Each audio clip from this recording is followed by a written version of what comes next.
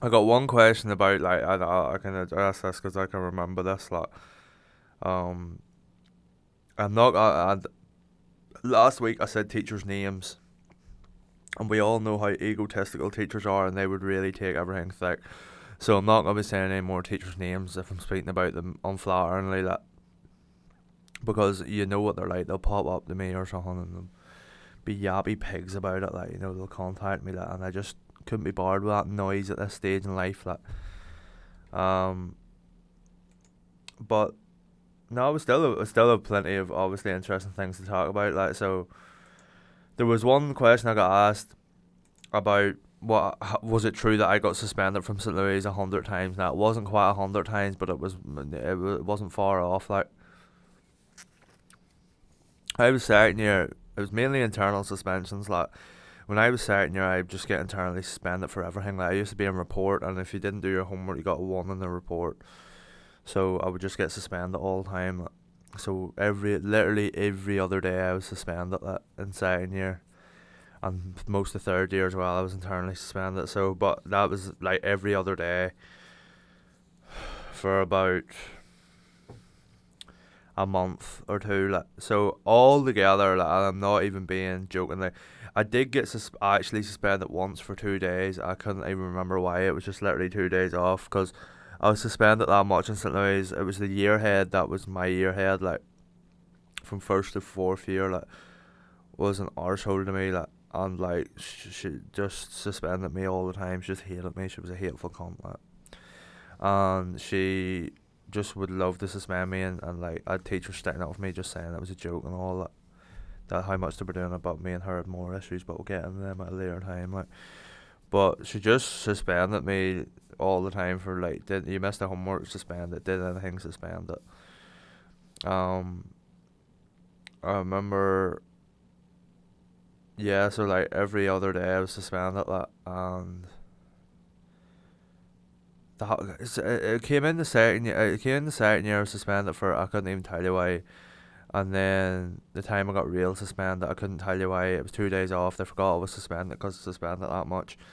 That they forgot to send me works from me, and my mom just went to the cinema 2 days in a row. Like. And then, which is like good cry, like. And I got internally suspended just all the time, not doing homework, ever opening my mouth, literally doing anything. I remember fourth or fifth year getting suspended by my different year head, literally for passing a note asking a girl had she any All Ireland tickets because her dad was a fucking down superstar. Like. Passed her a note.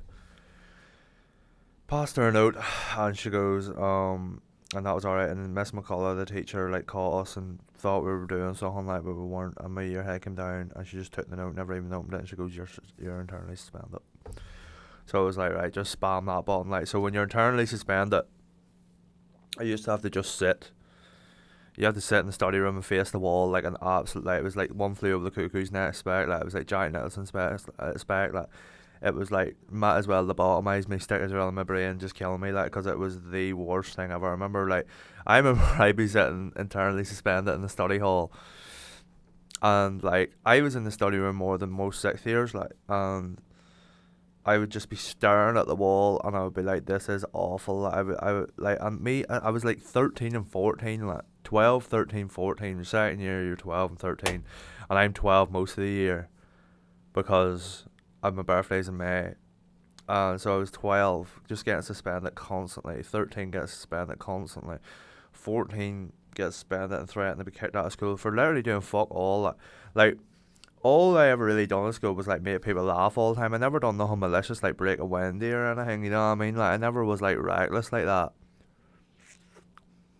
I'd just be funny and never done my homework, like, but and shit like that. Like, but I had like real. You remember them like stupid fucking potential tests that they made you do in school? It was like they made you like do these tests, and so they asked you like what color is the turtle, like, and you'd be like green, and they'd be like okay, and then they'd ask you about 50 of them, and then they would try and predict your GCSE grades, and I had like 10 A to A star, like, which was like one of the highest in the year, and that's why I never get kicked out, and that's what they'd be telling me, that it was like you have so much potential in all this here. I'd be like, girl, I know, I just don't have potential in fucking Pythagoras theorem, sorry. I don't have potential in fucking in AutoCAD, like computer aided design, like even though I done it for A level. But like I don't. That's what they would take it on. I'd be like, okay, I do have potential, but I know what I have fucking potential in, guys. It's English, and it's writing, and it's being creative. Please don't let me ever do that. Okay, you just go on at me, and yeah, so I would get suspended, and then they would let me back in. And I remember times being suspended where I was like, I'm just gonna stick the pen down and throw it, make myself sick and go home. Never did it, obviously. That was yellow. But like, study hall teacher would just constantly be looking over me, constantly be looking over me, and like doing. I remember one time like going on my phone. I think that's the last time I was internally suspended because I went up to Mr. Brown, the Liverpudlian teacher from St. Louis, and me and him were shouting. I was like, and he understood that it was very harsh that I got suspended. He wasn't the one suspending me, but he had to take my phone because I was sitting on my phone. And like the way the study teacher she would like jump scare you, like she would like look around the wee walls that you had around you and jump scare you, just always trying to catch you out, like just boring, like go get a life, you know what I mean, like go do a word search or something, like go do a crossword or something, girl, instead of like obsessing over me or whatever. Like that's another thing with study hall teachers. Like study hall teachers think they're literally in a horror film.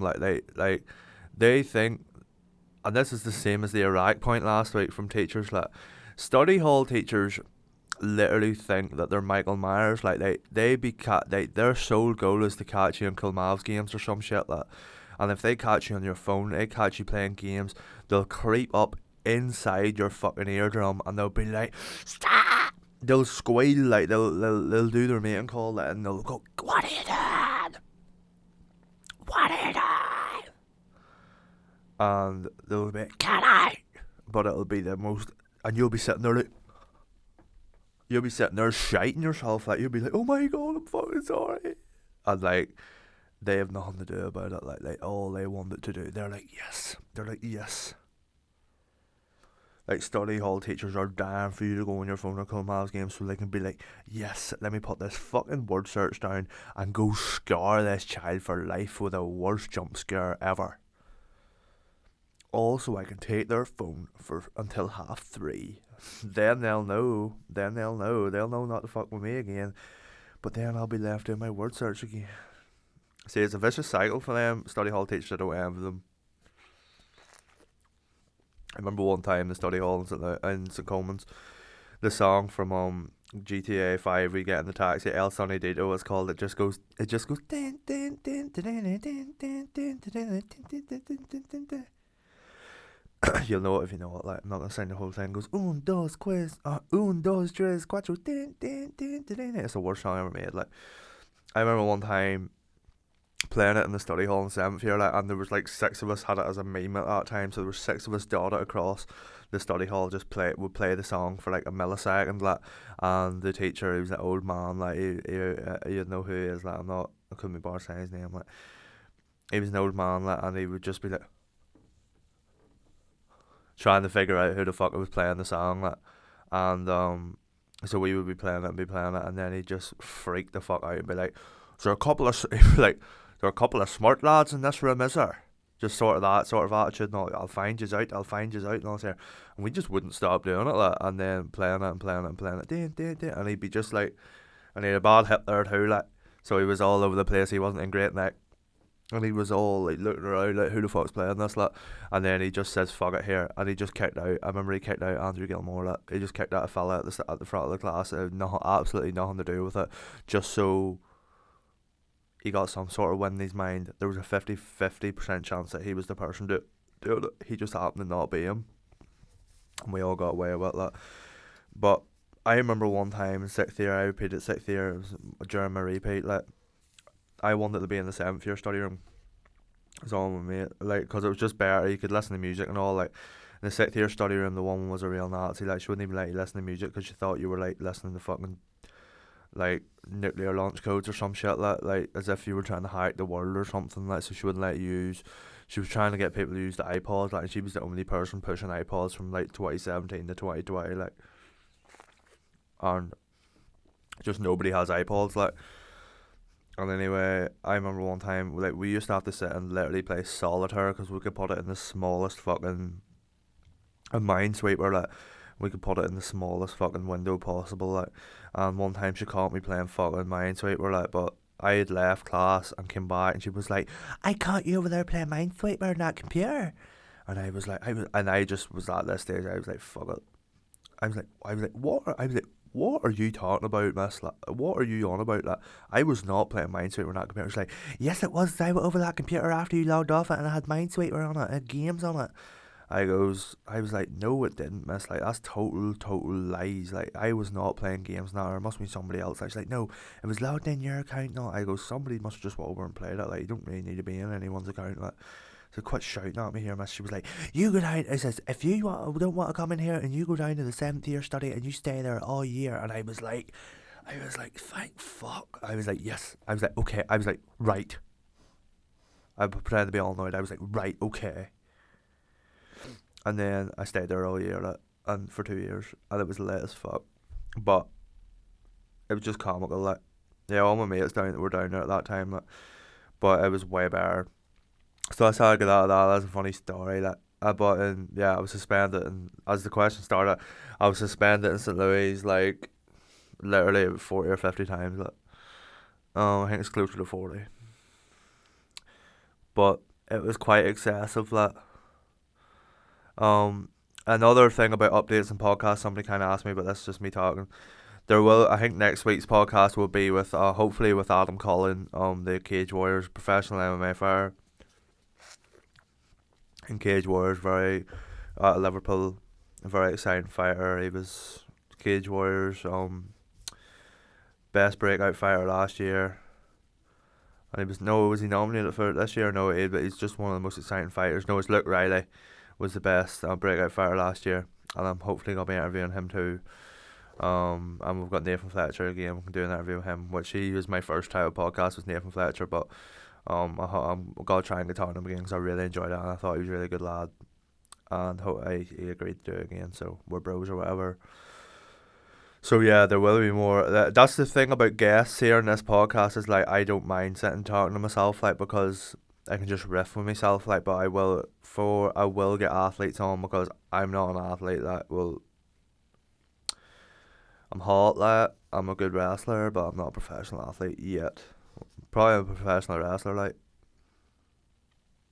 if you count that or whatever. But no, I'm joking. But to be able to get MMA athletes on here, I think they have a good story to tell, and I think that the story that I don't have, and I think that they deserve so much representation, and I'm the one that I am trying my best to do that in journalism, and yeah.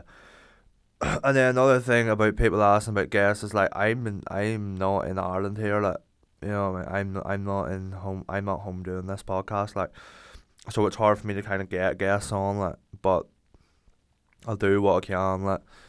Um, I just do this here podcast by myself, and if I go out and do anything, like, I probably won't be able to video it because, well, I might do if I could be bothered learn how to use equipment, like, but I can't really be bothered, like. And I've record ones with fighters and stuff like that there, but I like interviewing fighters, like, 'cause they're cool and they're fun and they're just more interesting. You're in that gym environment, it's just better. Um, they'll not be as high quality and stuff, but they'll not be as high quality, but they'll still be just as good, like, because I'm not in the podcast studio doing it, but you'll enjoy it, like. And then people asking about, like, I've got a few questions. Says, will you ever get rap artist guests from your area on your show? Now this has always been a thing that I've said, like, and this has always been it, like, and I'm not being fucking ignorant here, but I was the first rapper from my area, like. I'm 22, you know what I mean? So I've been doing it 10 years, like. There was nobody else. I got no fucking support ever. I'm only getting support now. Like, I did get support literally 5 6 years after doing it, but I earned all my support. Like, I got interviewed once, like, by some American fella, like, once or twice actually, like. But I was 18, 19 at that stage, like. I don't think that there's any stories really that could be told to me through rappers that I haven't told. I think that I think that if rappers want to get on here and talk about it, then you at least have to like have a song that kind of has done very well in the area that I've actually heard. I'm not being cocky or anything. Like it's just like master your own craft. It's like back when people used to, I was rapping flat out. People used to ask me for features. It's like I'm not doing features for anyone because I haven't even found my own sound yet. Like I don't like doing features. Like I haven't found my own sound yet, so I don't really want to do them with other people because they haven't found their sound. It'll just sound shit. That was always the thing that I just thought that they would always just sound shit. Like, and that's not. I just don't want to fall into that avenue. And I think the same with rappers. It's like I have my own story of it. I think that I don't. And I have my own story of it. Like right, and I've done shows, and I've done wrestling, and I've went into TikTok now, and we have a good audience and stuff, which I will get on to later. But I just don't think there's any call for it really. Like, and I'm being serious. I'm being honest, there. I'm not being a dick. Like, I do support rappers, and any rappers that pop up to me and try to talk to me, I give them all the advice in the world, and all that I have to give, like advice wise, which I don't have that much. But everybody knows if I do shows, I try and put people on. I haven't done a show in years, but like if anybody's writing or anything wants advice, I'll try and put them on. But I do my best. Like I do my best. It's I can't really, but I don't. If you want, like I am, like I'm a rapper that who wrestled and done this and is now doing his own podcast. Like there's and use of all the equipment at home because you're recording music. Do your own podcast, like if you want to. Like I don't think there's any coffees to come on mine, like because I don't think there's anything new that you could possibly tell me. Like um, I don't know. And another thing is, I don't listen to any rappers from home. I only know rappers from like guys that talk to me. Like I do not know. I couldn't tell you a soul raps in Ireland. Like, and this has always been an issue in Ireland. Like there is no support at all for it. Like I didn't get any support. I got contacted by labels that were American. Like and I got contacted by one label in all the history of my music. Like and so I know that rappers at home aren't getting paid. I know all they're getting. If you're not doing shows, you're not getting paid. If you're not on a distribution deal, you're not getting paid. I know that your streams aren't getting paid. I know you get fuck all. Okay, so I know there's no support for it. And I hate. I hate it so fucking much. Guys that start rapping or go up to Belfast. But it's different. There's guys from home. This is different. There's guys that really, really do this, and then there's guys go up to Belfast and just have friends. There's guys that will go up to Belfast or so where there's a rap scene as their fuck, right? And then it's a whole and they just start licking each other's balls clean in order to get these shows and stuff, and it's like in order to get these features, and it's just like lad, just do your own work, just do your own fucking songs, promote them yourself, become a personality, like become somebody you want to be heard from, like you know what I mean, like don't go up to Belfast and just tag off our people, like don't go up and just always try and tag off our people. This is another thing. Like, I have this own fucking podcast from the audience that I built, and I'm 22 now. Like, you know what I mean? Now, like, don't sit there, make different music. Like your music, and that's another thing too. I don't be listening. There's so many rappers from home, and if they get big, if they've any tangency of bigness, like they're a total idea of somebody else. There's not an ounce of originality in them. Like, that's all I ever tried to do in my songs was be really original. Like just be different with them, like, and just not sound exactly like somebody else. Don't identifiably sound like somebody else. And I think I achieved that in the short amount of fucking songs I done. Like, and that's why I didn't do songs as much. I was like, these have to sound like nobody else. Because I hate sounding like anybody else. Like, it was always it's a compliment to say, oh, this sounds really different, or I've never sounded something like that, or it's very innovative. That's what we done with Hilarious, like you'll not find our song sounds like that, like, and it's really good, and it was really innovative, like. But that's just that I could talk about rappers from home for ages because I don't know any. They didn't support me, you know what I mean. I don't get the support from any of them. Like I get ones from home, like a few guys from Uri that I get support from, but like outside of that, I don't get any support. I never got support from Neri or anyone, and I was getting more listens than fucking all of them. Never got coverage from any of these Belfast pages. I never got coverage from any of them because I was like super outspoken all the time. Like I was like because it was my own personality, and that's why I have the following now. Like, but they just don't. They just look in Belfast, and they're just like they don't look. Nobody looks for any talent. They're just super fucking clicky, and they're like, okay, lick my arse, and maybe I'll post you or something. They'll die for a repost. Like I remember saying that in a song one time. Like, but I'd probably never released that as most of my songs. But it was just like, um, I think it was in Hilarious. Like one message back, bro, and got to get in a sesh or something. Like, because people are just dying to leech off you. Like, in that rap game, especially at home, that it's just like fucking leave me alone. You know what I mean? They're like, talk to me about rap, talk to me about fucking anything. Like, just talk to me about anything. I love talking to people, but like, don't sit. And this is not even an issue because nobody contacts me. Like they did back in the day, but it was just like just being ball lickers and trying to get features and stuff. I remember when I was like 18, 19, like I was doing features for money. I would do features for money, and I never got very fucking many offers. Like, and that's me being real there. Like, only because it was all my audience was in America, like, and it wasn't a big enough audience to have like a famous rapper on you, like. But you buys from home. Like, there's just one buying that he literally blew me off for this here, but like. I had a distribution deal or something. I had a distribution deal in like 2019 that was taking care of my music and taking care of my songwriting and stuff, like, and mainly made all my funds from songwriting, like, because I know there's no money in fucking music, like. But I remember him asking me, and he was awful. Like, it was me and Nathan Crudden and stuff used to just sit and watch his songs, and he'd literally started like a month. And to anybody thinks this, I have not spoke to him in 4 years. Like, if you are a rapper and you talk to me now, I'm not talking about you. Like, anyway, and he contacted me. Is this by from Yuri? Like, and he contacted me. He was like, "Bro, do you rap?" Like, cause I added him to say his songs because they were funny. Like, and he was like, "Oh my god, do you rap? So do I." And it's just like, oh my god, it's just like, leave me alone for the fucking second. Like, and I'd be like, yeah, and he'd be like, "Can we hop on a track together or something?" I was like, no. I literally just like, no. You know what I mean? Because I was just at that point, I was like, I don't want to do songs with other people. That, you know, it's just like find your own sound. I don't know how many times I said it. I still do that now. Find your own sound.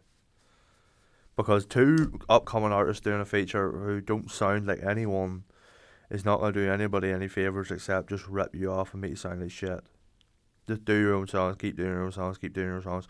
Write all the time. And don't write every single song like Just Word XXX Tentacion. Like, you know what I mean? Like, listen to loads of rap, which I know young fellas don't do. Listen to old rap, like listen to fucking 50 Cent, who's catchy as fuck, rhymes are so easy, translates so well into rap nowadays, okay? Listen to Jay-Z, who's literally a philosopher. Listen to Kanye West. I don't listen to Kanye West and be like, listen to 5 songs and be like, goat. Listen to everything he's ever done. He's the most creative artist ever. That's why I always try and be so different with my songs, like, because of Kanye. Like, don't sit and listen to Drake, who just does everything that's trendy, like, and then makes his own sounds off it. Like, listen, go back in the past, listen to fucking DMX, RIP, listen to fucking Tupac, don't listen to 5 songs of his, listen to loads of Tupac, listen to like fucking, like, I listen to loads of rock music, like, and that's how I got so good at songwriting. I listen to Bob Dylan and The Strokes and Kings of Leon and stuff, and listen, like, if you want to make stuff like XXX Tentacion and Lil Peep and stuff, don't just sit and listen to them. Listen to like Fall Out Boy, My Chemical Romance, Weezer, stuff that leads into like punk and emo rap, like Green Day. They're all the same issues. You'll find all the songs about the same issues, like, but just translate them into your own writing, and then you'll sound different, like. You know what I mean? It's that easy. Like, them songs were mixed. Them songs that just weren't all that made or that were made mixed the genre of punk rock and rap and emo. So listen. So don't just listen to Just World and then try and replicate him or pay tribute to him or be inspired by him. Listen to Paramore. Listen to Fall Out Boy, My Chemical Romance, fucking Weezer, Green Day, all these bands that are emo, like, and and meet them, meet your creativeness, like, you know what I mean? They're like, listen to all of them. That's what I did. Like, I started listening in 1975, got way more catchy choruses, way better at writing rock stuff and pop stuff. Like, you just have to be able to write way more than just rap, because just rap writing is stale, and you just end up repeating yourself and repeating yourself. Like, but that's the story of that over with. Like, um, and now we'll move on to something else. So the arts, actually, the Oscars were on Sunday night, and unfortunately I wasn't invited, which was a real joke. Like, none of my TikToks got nominated, so there was a snub there that nobody's fucking talking about. But I stayed to watch the Oscars every year. I'm obsessed with the Oscars. It's a real, real dream of mine to be at the Oscars and be nominated at that. So if anybody out there watching this wants to cast me in a short film or anything, get me on the path, I will do it for nothing. And I'll promote it. I'll put my audience on my back, and our cult will all watch it. Um, but yeah, everything, everywhere, all at once. Won absolutely everything. Won. This is off the dome here. Best original screenplay, best original screenplay, best editing, best picture, best actress, best supporting actor, best supporting actress, and did it say screenplay? It was something else. Like, oh no, I did say screenplay. It was something else. Anyway, it won 7, and it's the most successful film ever. Therefore, it would make it the best film ever. Unfortunately, I'll tell you a story. When I went to see Everything Everywhere All at Once, I went to see it on my birthday, my 22nd birthday, the 22nd of May 2022. On my 22nd birthday, 2222222. Right, that's my angel numbers or whatever, girl. But and I went to see it with Connell, Niall, and these two girls, but the only issue was really Niall. Okay, Niall Burden, the being of my existence, the autistic monster. Like, he just doesn't get films. He doesn't get anything. He doesn't. It's not that he doesn't get films. He doesn't get anything. It's just not. There's nothing in there. Like, nothing in his head. Like, you know what I mean? There, like, he's just, he's done. Like, Niall hit 10. Niall hit 10 years of age. This is another question I got. What do you think's wrong with Niall Burden? That was an actual question I got. I'm going to answer it. I'm going to give it my best shot here now.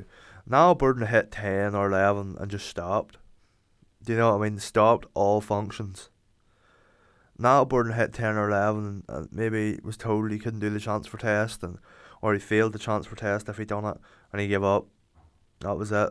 His first failure in life, and he says, I'm never ever putting effort into anything ever again. Like, Um, and that's it. Like, so he just spent his whole life now wearing down jerseys and taking photos of himself with his top off. Like, that's essentially all he does. Like, um, so we went to the cinema to see Everything Everywhere All at Once, and I knew it had been tipped for loads of Oscars. Like, it was the highest rated film of the year at the time, and I was like, right, I have to go see this. First, just Niall, 10 minutes in, just text me on my phone. Like, it was me sitting here, Colin sitting there, two girls sitting there, and then Niall was sitting the furthest side of the two girls, because that's another thing. If there's girls there, Niall would stab you in the back, and he can't even talk to girls, so he just wastes his own time. And anyway, Niall texts me about 10-15 minutes in the film, this is shite. Like, he just texts me, this is shite. And I was like, I was like, shut the fuck up. He put me in such bad form all the time. And then 15 minutes later, he texts me, this is shite. I goes, you literally don't have a clue. And I was talking to him, and he just started making noise and laughing at nothing, and dropping his vape all the time against the backboard of the cinema, like, because there's metal behind the back seats. Like, made us sit in the back seats too, so he booked the tickets like a fucking game arse, like, sitting in the back seat like a 12-year-old, as if we're all going to start dawning here or something, like.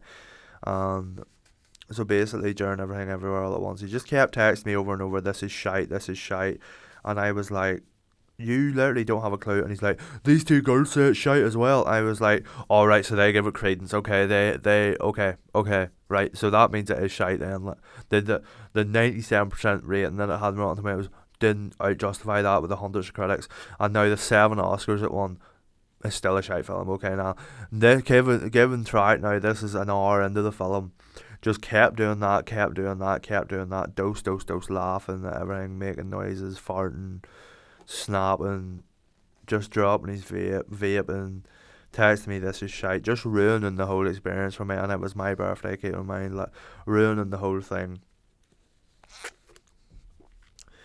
And so the last hour of the film, I really, really loved it. Like, and like I loved the last hour. That was the only one that they left me alone during. Like, but overall, I can acknowledge that it's a really good film and stuff. But I just did not get it. That I haven't watched it properly. That, and that's it. Like, I tried to wait till it was out in cinema again. It did come out. My ma pulled out of seeing it with me because she's fucking useless. Like, but I know it's on Amazon and stuff. But I like watching stuff in cinema. But I can know how good that film. I know how good that film is. I know how good the message is. I just didn't get a good viewing of it because I had literally daddy daycare with me all day looking after people. Like nonsense. Like, so I don't know what's wrong with that young fella. He just has a serious case of burden to the family. Like, burden to himself and others.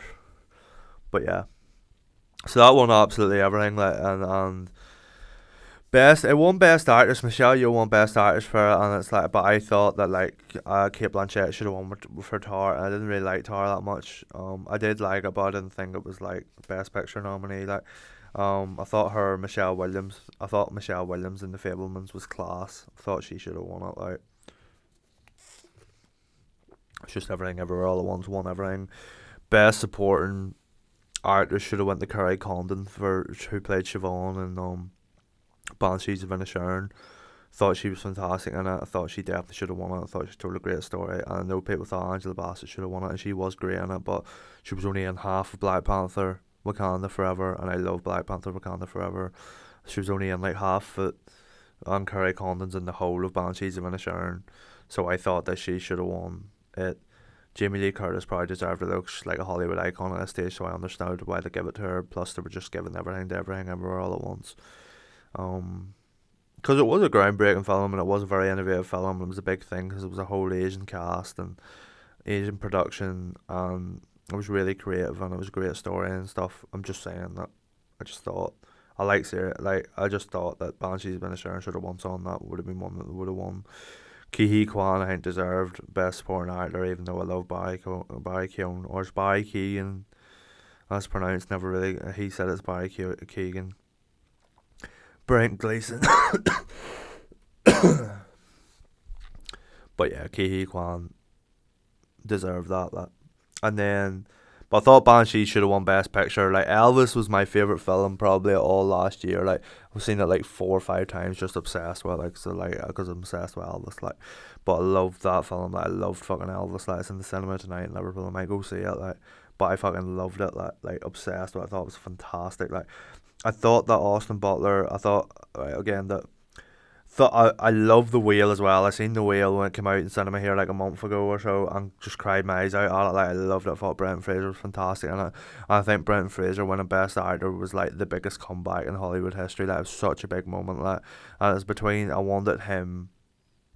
I wanted anyone to win. I don't really care who wins Best Actor. I just kind of wanted a bit more Austin Butler to win it, because I think Austin Butler like traded in 2 or 3 years of his life to get this Elvis, and he couldn't have done it any better. He got everything down to the mannerisms. Like, so when you were watching that film, it didn't feel like you were watching somebody playing Elvis. Felt like you were watching Elvis. He made Elvis human as fuck. Like, brought him really down to earth. He was fantastic as Elvis. Like, um, there was nothing. He could sing like Elvis. Learned to sing like Elvis. He learned to dance like Elvis. Learned to speak like Elvis. Learned to walk like Elvis. Learned to do everything. Like, I watched that film, see the concerts in it when they're doing the concerts. I feel like I'm actually at a concert, and that's a credit to Baz Luhrmann, the director, and it's credit to the edit, and it's credit to the sound, which none of them won Oscars for. It was nominated for a load of 7 or 8 Oscars, I think, and they didn't win any. But credit to everybody in that film. It was fantastic. Like, and Austin didn't win it. Was disappointed, but he did win the Golden Globe and he won a BAFTA, so he's very proud of himself. And he's only like 29 or 30, like, so he's a lot more years to come. But it was just a great, it was a great, great, great film. The Whale, fantastic performance. I just wanted Austin to win it. Paul Mescal was fantastic in After Sun as well, and I am going to see Paul Mescal in London at the start of May. He is performing Streetcar Named Desire in the West End. Streetcar Named Desire is very famous. Marlon, it's the play that made Marlon Brando famous, and the film made Marlon Brando famous. And I studied it for A level, and I love it. Marlon Brando is my favorite actor ever. Paul Mescal is playing his role, Stanley in it, and I'm going over for my birthday to go watch it. Like, so hopefully I'll meet him. Hopefully in the middle of the show, maybe it goes to intermission. I don't know. Maybe like Paul Mescal will see me up in the seats, and he'll be like, "You're that guy from TikTok. Oh my god. Oh my." He'll be like, "Oh my god. Everybody stop." I probably will do that. Like, if we're being real. If we're being real as fuck here, like in the middle, right? I'll just tell the story that going to see Paul Mescal in Streetcar Named Desire in London in May. Paul Mescal straight out of the Oscars is gonna. I probably will see me and like in the row, and he'd be like, "Oh my god, Costa! Oh my god!" Everybody pause the show. Everybody pause the show. Costa lad, Letty, like Costa is Letty in here, isn't it? And he'd be like, "Costa, do the GAA bit," because I play for the Miners. I play for Kildare Miners. Do the GAA bit. Do the under 12, do the under 12 bit, do the under 12 bit, and I'd be like, "It's not under 12, it's under 14." They'd be like, "Oh my god, get on the stage, lad." And he'd probably get me on the stage, and he'd be like, "Lad, you are really good looking." And like everybody says I'm good looking, but you are good looking, lad. And he'd be like, "I know, Paul, I know, Paul." Um, he'd be like, "Lad, you studied this. I watched your podcast, lad, and you studied this for A level." And I'd be like, "I know," and he'd say, "Fuck it, lad. I way home here. You do the rest of it." And I'd be like, Stella. I'd know all the parts of it. Lad. And he'd be like, "Lad, lad, that time TikTok you did was on fucking real. That was some of the best acting I ever seen." Like when I was preparing to do this here, Streetcar Named Desire on stage, I was watching your time talks, being like, "How could I get so method? How could he get the mannerisms down? How did he get the voice down? How did he get everything down? How did he get the brainlessness down?" I'd be like, "Paul, it just comes in time," or whatever. And yeah, me and Paul Mescal probably be mates by the end of it. Maybe he'll be in the pod or whatever. Maybe we'll go to the Oscars together or something. Maybe we'll do like a buddy cop. Maybe we'll do like a. No, what we'll do.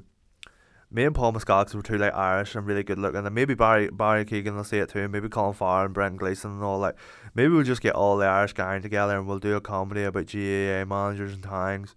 I think that would be a real good thing. So if I know you're seeing this because I'm like a star or whatever. Like so, Paul Mescal, Brendan Gleeson, Colin Farrell, Barry Keegan, Kerry Condon, Martin McDonough.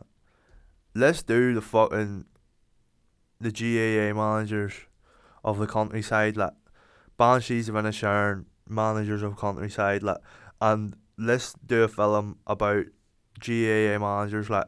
Let Brenton and Colin Farrell be the GAA managers, like, I'll write it, whatever, I'll help them. And then make me, Paul, Barry Keegan the players, like, and we'll be the leaders of players, and get a few other small time Irish actors to play the rest of the team. Get like small time Irish actors, like, kind of thing. I'm kind of on the spot here. Like, get the extras from fucking Game of Thrones, where like every person in Northern Ireland was an extra in Game of Thrones. Get all them bots to stand there. But like, we'll do a body type film. But this will be like Any Given Sunday, but we're not playing reserves. So it won't be Any Given Sunday because reserves is played on Sunday, guys.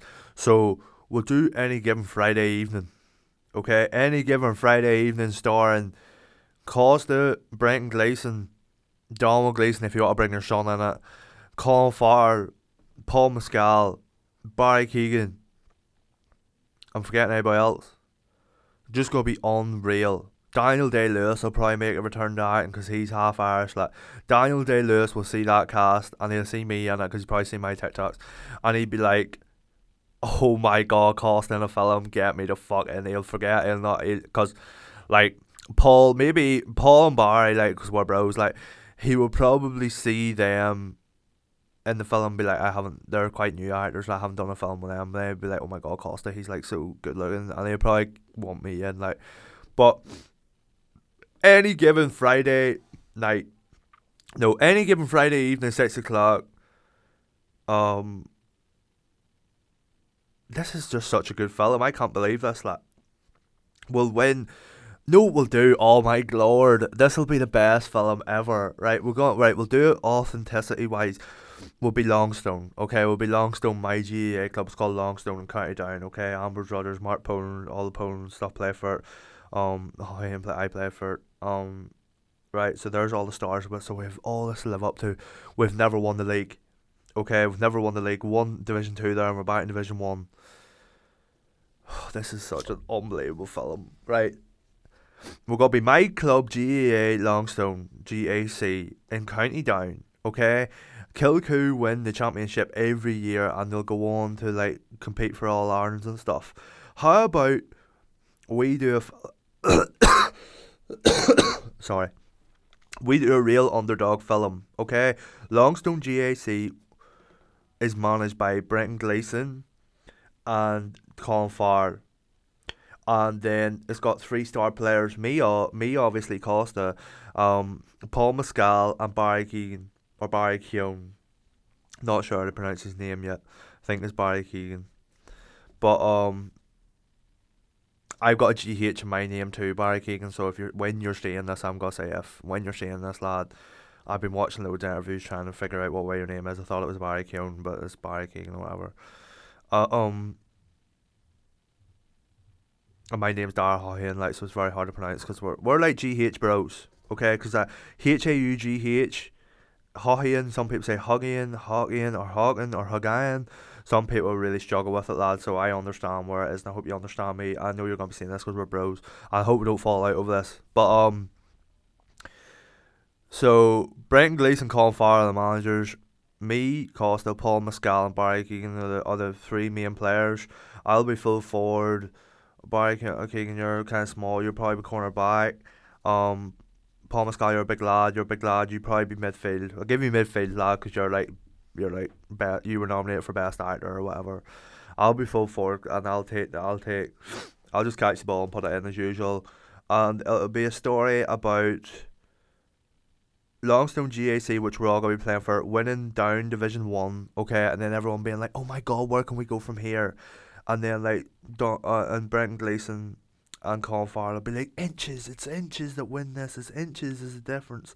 We'll do a real good speech. You can watch my videos and all, they'll probably inspire you guys on my GAA videos. And we will do all that, like, right, we'll make a real good story about us winning, and then in the because this film will do well because we're all in it. Like Martin McDonagh's probably got a director or whatever, but we can either make the film a bit longer and we'll push for championship. We'll beat Kilcoo in the end. We'll beat Kilcoo in the end for the down championship, and it'll be a massive thing. Like it'll be absolutely massive. Like or else if the film does well and you want to stretch it into a sequel, we'll win the down championship and we'll go on and push for the All Ireland. And I'm not going to spoil if we win the All Ireland or not, guys, because that's up to you, Martin McDonagh, director of Banshees of Inisherin in Bruges, and directed another great film, fucking Three Billboards Outside Ebbing, Missouri. If you've seen them, he's a great Irish writer and director. And I'm going to leave that up to you, lad. You know what I mean? I know you'll be in contact with me here soon, but just think over that, guys, and I'll be talking to Paul now in May when we meet. As I said, Neil definitely noticed me, and we'll do this, okay? We'll bring a film to the GAA that needs brought, okay? Jonathan Burns is a bro of mine. I've met him before. He was at the farm one time interviewing my dad. He is now the head of the GAA, and I know that he will love this film. Give us all the rights, you know, when we're going through our film together, and we're going competing for Ulster, and we're competing for All Ireland. Just throw a wee Glenn Swilly, Neil McGee and Michael Murphy cameo in there. Maybe give a wee East Kerry Fossa cameo in there, and just let us play David Clifford in the final. You know what I mean? Or treat it like goal, like with through David Beckham and all them shits. Maybe You know what I mean? Let us play fucking Kilmacud Crokes. You know, um, Kilcoo Stars will agree to it, like, because I'm bros with them, like, but just throw a few stars in there, like maybe bring Bernard Brogan back for a cameo or something, like, you know what I mean, and get Pat Spillane back in the analysis, like, get Joe Brawley to be like the opposing manager because he likes to play the heel. Get it all, get it all there, like, I can't think of anything else to throw in this film, like, this will be unreal. This will be a real study of the ups and downs of GAA football, and you know what will be good? Somebody in the team, maybe Paul. I couldn't act this now. Maybe I could because I'm like class actor. Paul Barry, you get back to me on this and see what you think. One of you could play like a bricklayer, like, so you have to battle with going to Dublin every day. Barry, you're from Dublin, so this won't work. You have to battle with going to Dublin every day, hour and a half drive, 100-minute drive, and come back in time for football training and still being unreal and win the league. That'll be one of the biggest struggles ever, and that's real. That happen. Every GAA player's doing that. Like, that's a real struggle they have to go through. So yeah, like, this is gonna be a litty film. Like, we got, and then at the end, Travis Scott maybe come up and do the halftime show at the All Ireland. But yeah, like, I think that's fantastic. Like, and that's my Oscars. I think that fills out all my Oscar stuff. Like, I've talked a lot about the Oscars. I watched it all. I'll always talk about films. Uh, um, but I think that'll be a great Remember the Titans, Coach Carter. Um, every any given Sunday, but it's gonna be called Any Given Friday Night, Any Given Friday 6 o'clock in the Longstone Hall. You know what I mean? Because Any Given Friday, us boys will go out there and put on a show. That'll be a great film. I can't wait to see you get back to me. That um, that's guys. Just get please. Let's make this film, please. There's never been a GAA film. We're the boys to do it. Okay, we're all Irish. Brenton, Colin, Barry, you're from Dublin, you have done a film together, you're bros. Martin McDonough, if you want to direct it, I'm leaving that up to you, that's a big deal. You deserved all the, you guys deserved plenty of Oscars the other night. And I was rooting for yous. I went to see Banshees of Inisherin by myself, and then got the whole family on Christmas Day to watch it on Disney Plus, because we loved it. So, guys, get in the film. Okay, Paul, I did the same. Went to see Aftershow by myself. Went to see. Got my mom to sit down watching Amazon Prime. Subscribed to Mubi just for you because I'm a supportive lad. And for my birthday, I'm going to see Streetcar Named Desire. So when I get talking to you over in London, lad, we'll sort these details out. But we'll do this fucking film, okay? And any other ball lickers in Northern Ireland that want to hop on my deck now that I've got a film with these guys, go suck my ass. Because you won't be in it. And that's me being real. Okay? But yeah. I think that's everything there. I could talk here about will LSCW return. The wrestling's LSCW. That's my next big project. I think it will, yeah. Trying to get Longstone this summer is usually last week of June, first week of July. I think it will return. And if it does return, I will be training very soon. I will be speaking with some of the best wrestlers in the world. You will see me with them. I'll post photos. I'll not post the conversations because that's private, but I'll get photos with them. I'll go fly and meet them, and you'll see it. And the same with some MMA fighters. Some of the greatest MMA fighters, two of the greatest MMA fighters at least, undebatably. You will see me. I'll get photos of them. Maybe go to get some videos of the seminar that they be teaching me. But yeah, we will go all out for it. This is the biggest show ever. I don't half-ass these things. I train with the best in the world. Because I am one of the best in the world. I look to be one of the best in the world. So that will happen. Okay? Toughest task yet, I got asked. I don't know. I really, really don't know. Everything eventually comes. There is no tough task. It's just hard work and time, patience. TikTok I thought wasn't going to pop off, and that has, thank God. But keep being consistent with TikTok is a hard thing. Coming up with ideas isn't hard, but doing this and editing this and I edit this and try and get a 1 minute clip out of it. It's pretty hard. But my toughest task, yeah, I don't know, just my own mental coming over, like overcoming your own mental problems is probably a hard task. Like, and that's me being real there. Like, that was my hardest task of overcoming self doubt and stuff like that. No, I always knew I could do anything. Like, I think anybody can do anything. It's not a cocky thing. I think anybody can literally do anything. Like, I've always said that. Just never give up. Like John Cena said, like, just never give up, and you'll get there. Like, for TikTok, it's original content. I'm posting every day. Try and be original, and don't have to be comedy. Like, it could be any niche. If you like history, talk about history. If you like fashion, talk about fashion. If you like anything, talk about anything. But don't be pretentious. Be real. Be down to earth. Be everything. Okay. And this, I'm not gonna say anything more. There's music recommendations there, but that would lead me into 5 more hours of talk. I'm gonna end this off with this. Okay. I'll sit up straight because I'm gonna clip this. I'll look good looking for it. Okay. Do I look good, guys? I always do. Okay. The other day, okay, on Sunday night, I think, or was it Monday night? I can't remember. I hit 10,000 followers on TikTok, and that's just insane. Hitting 10,000 is insane. Like, I cannot thank these enough. Like, 10,000 people, to some people be like, oh, it's only 10,000. That's everything to me. Like, it means the world to me that you're supporting me. It means the world to me that I would do anything for it. I really, really mean that. That's why I say we're a cult. Like, that's why I say the cult of Costa. Like, we're a cult. I do anything for you. Like, if you're ever stuck, if you ever need help, I'll always try and get back and talk to you. And everybody knows that. Like, I always get back to everyone if I can. I know I can. So I always get back to everyone.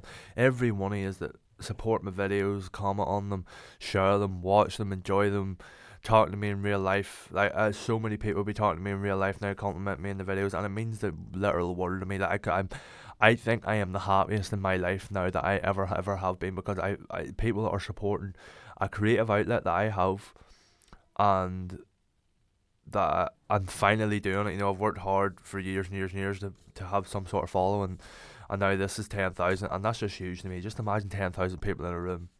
I appreciate literally every single one of you. I sit and watch it all the time. Like, I can't believe it. Like, and we're growing so fast. I think we're at 10.6 now. Like, and it's like, I just love yous all so much, and I get really good views in the videos. And you know, over a few months, I just had like 700 followers. Like, and for it to just increase so much, and all over the country, I have followers from, and I just love yous all so much. I cannot thank yous enough. Like yous have made me so much happier, and I love I love going out and meeting everybody.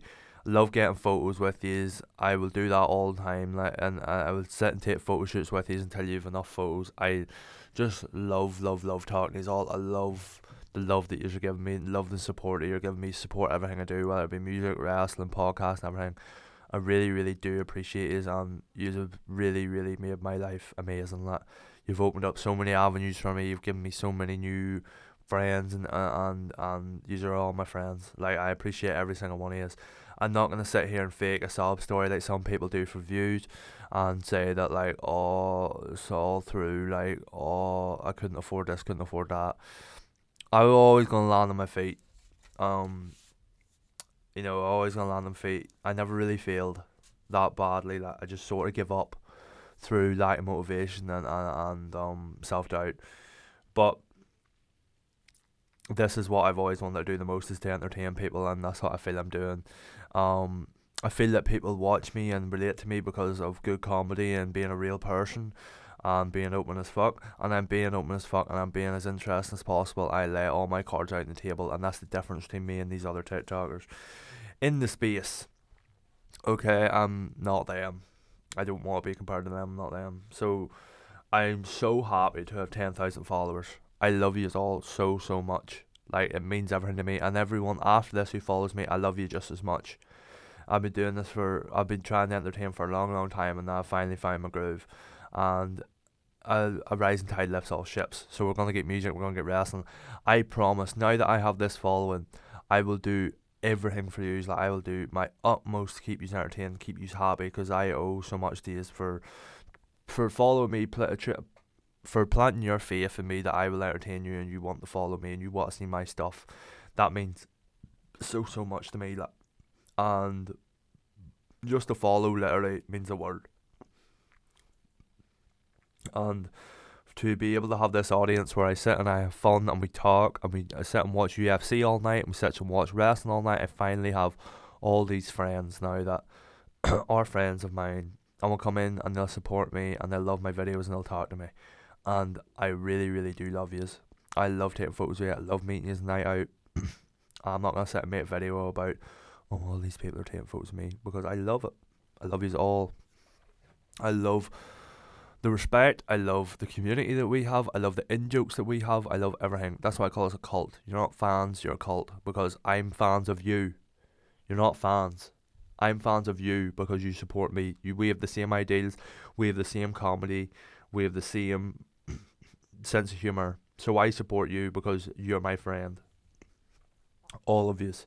So I really do appreciate the support, and we're hopefully going to keep growing and keep expanding the cult and do bigger and better videos. I thank you so much for the support in the Tang videos. That was an idea it sort of came up with, and we all executed it. We executed it very well.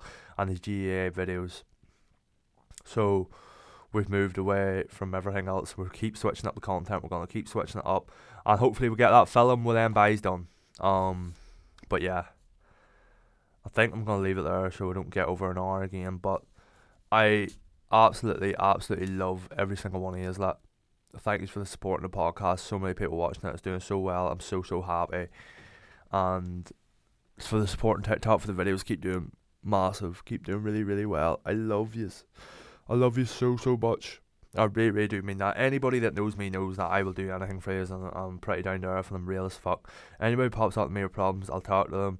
Anybody pops up to me at all, I'll talk to them. I am not above any yous. I am on the same level as yous, okay? I love yous. We are all on the same level, and we're all a cult, and we're all family, and I love yous all. These are all my best friends. And I couldn't wish for anything more, so just keep supporting. I'll keep putting videos out. I'll keep doing the podcast. I'll keep doing everything. Get some interviews for you. This is all for us, okay? We're doing this to spread stories, spread cheer, spread entertainment, and spread new jokes, new stories. And thank you so much. I really do appreciate it. I really do love you. I have so much love for you. So thank you for 10k. Thank you for watching the podcast. Thank you for being a part of the Cult of Costa. And thank you for everything. I love you. Goodbye.